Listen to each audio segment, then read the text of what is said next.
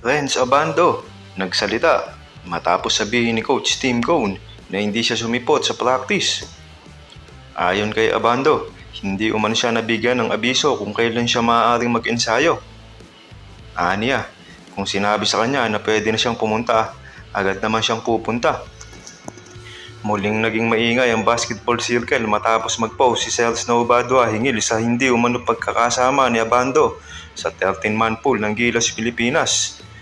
Kasama ang kontrobersyal na linyang The Moon Part 2. Pahiwatig ba ito na masyadong mataas ang hinihinging compensation ni Abando sa SBP?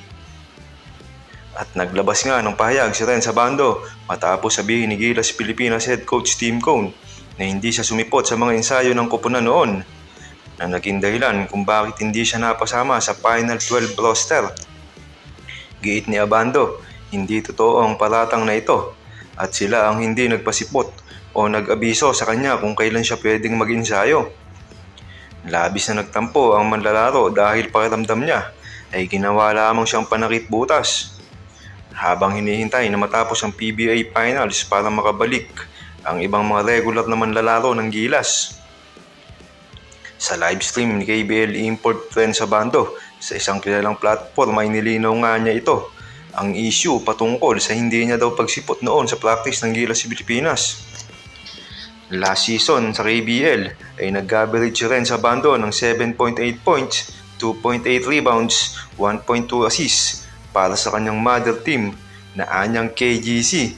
Sa huling laro nito sa Gilas Pilipinas, nag-average siya ng 5.2 points, 2.2 rebounds, and 0.4 assists per game noong 2023 FIBA Basketball World Cup at isang standout 14.5 rebound performance sa panalo kontra China. Ano nga kaya ang tunay na dahilan ni Coach Tim Cone? Bakit niya ayaw niyang isama ang player na ito na maglaro para sa ating Gilas Pilipinas? Simula nga ng magiging head coach si Coach Tim Cone sa ating national team ay hindi na nga ito naimbitahan para maglaro sa Gilas at ma-represent ang ating bansa. Ito nga talaga ang tanging sinisigaw ng mga Gilas fans na dapat maisali si Renz Abando sa national team dahil sa kanyang laruan na explosive at na may willingness na manalo, kung tinatawag nila na puso.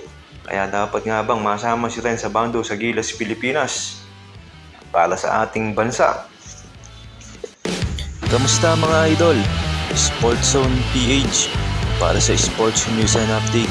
Kung bago ka pa lamang dito sa channel ko, pindutin mo na ang subscribe button at notification bell para lagi kang update sa mga sports news.